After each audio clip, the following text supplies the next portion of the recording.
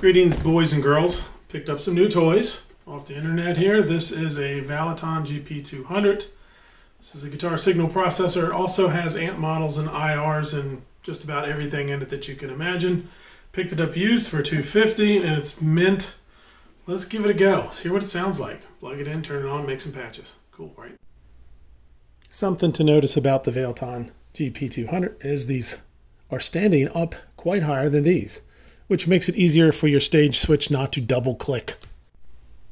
Here we have the backside of the GP-200, your wall wart, power, USB-C for Windows and Mac, MIDI in and through, out, headphones, XLRs, which I'm not sure if Phantom 48 volt will harm those or not, got to figure that one out, ground lift, unbalanced, left-right mono, you know, send and return for your external effects loop, and your aux in if you've got an iPod or something like that you want to put in there, and of course your guitar input.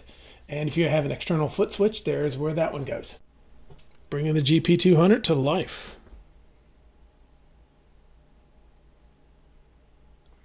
You got your bank up and down or patch up and down, a control or a looper, a tuner or a tap for delay, patch 1, patch 2, patch 3, patch 4, and then go up a bank, or you can say all these pedals turn on or off, or these two turn on or off, or whatever you want to assign these to do. They're all done via control. So here you got bank 1, bank 2, or bank up, bank down. Or you can go into global, and you can change it to anything you wish. Look at that. You can go into stomp mode, turn them into controllers, drum looper, regular looper, tap, or customize it for your own tastes, which is cool. First thing we're going to go over is this tone right here, Boston.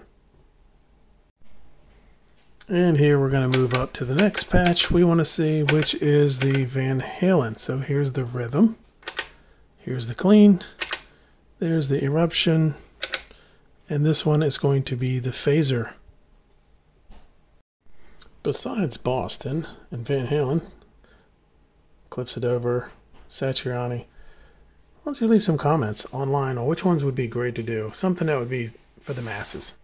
This is a great feature here. This is a global EQ, which you can assign each little individual, band frequency. You can assign it to whatever band frequency you want to make the adjustment. So if you're going to use the aux in and play your music through the front of the house, you might not want to change this because it will alter that. But if you want to just go in and kill everything above 8K for guitar, if that's all you're going to use it for, hey, you can do that here, or drop the bottom end out at some point so you don't have any PA boom. There's a lot of stuff you can do in here. This global setting is just full of great options for ins and outs, USB control, etc. And if you want to turn your cabs off altogether and just run them into regular amps, you can do that here, or have them on here, off there, if you're running a hybrid situation. And we can set that up too real quick. Here we're doing a quick walkthrough. This is the main screen showing your controls, your banks, your foot buttons, etc. Then if you go into the menu by pushing this down, you can select which item you want to modify, if you want to move it, if you want to move the amp, or let's say you have a volume controller you want to put at the very beginning, you can hold it down. Then you have a move, you can move it where you want, and then hit back, and of course it's the save button, and you save that.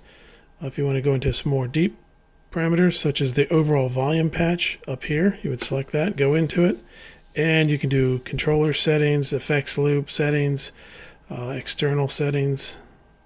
For instance, I can do parallel or series in my effects loop.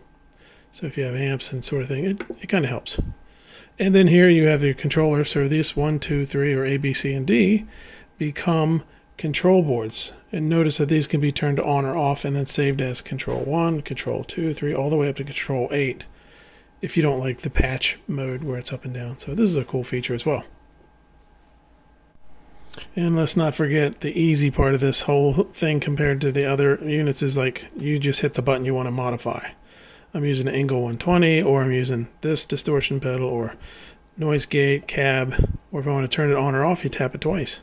See, it turns dark. On, off.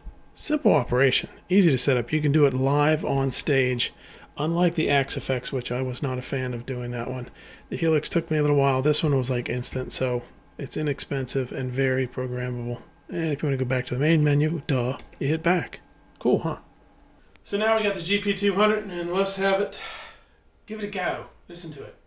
I made some patches that sound like Boston because I grew up on them. I really like them.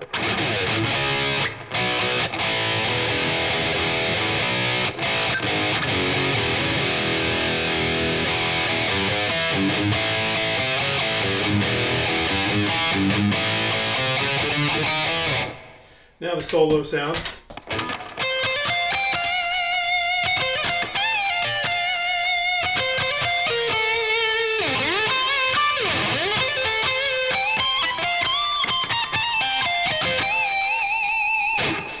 Joe Satriani.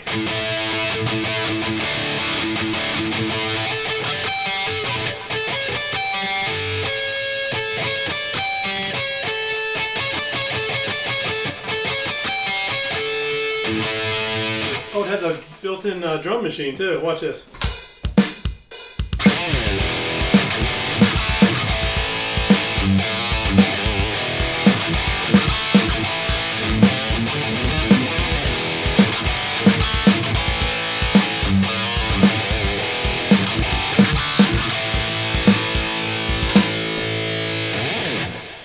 Now let's go up and listen to maybe some Van Halen, because I can do banks up or however I want to do it. Actually, super cool. Oh, wait a minute. Let's hear this one. This goes back to Judas Priest live in Japan. Some of you probably know who this is.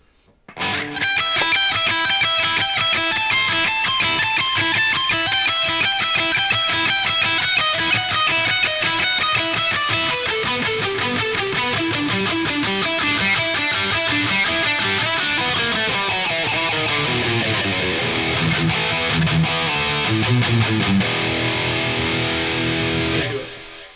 Now, back to what was I doing? I done lost the train of thought because it derailed. How about this?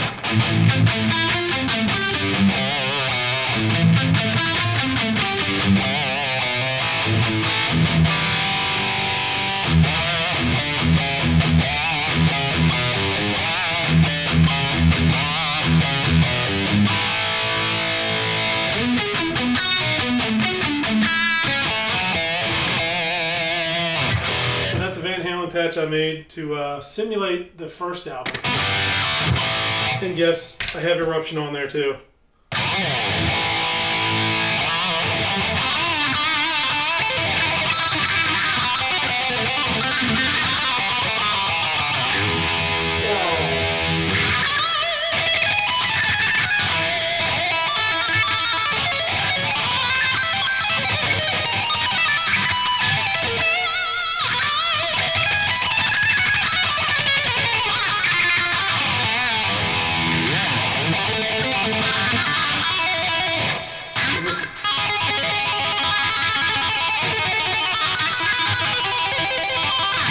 So anyway, you get the gist of it. Oh, it has clean on the thing too. I don't know why I don't play clean patches. I just love, because pedals like this and Helix and all that stuff, when they came out, everything used to sound fuzzy and shitty right into the PA. And now that impulse responses are implemented everywhere, it's quite amazing.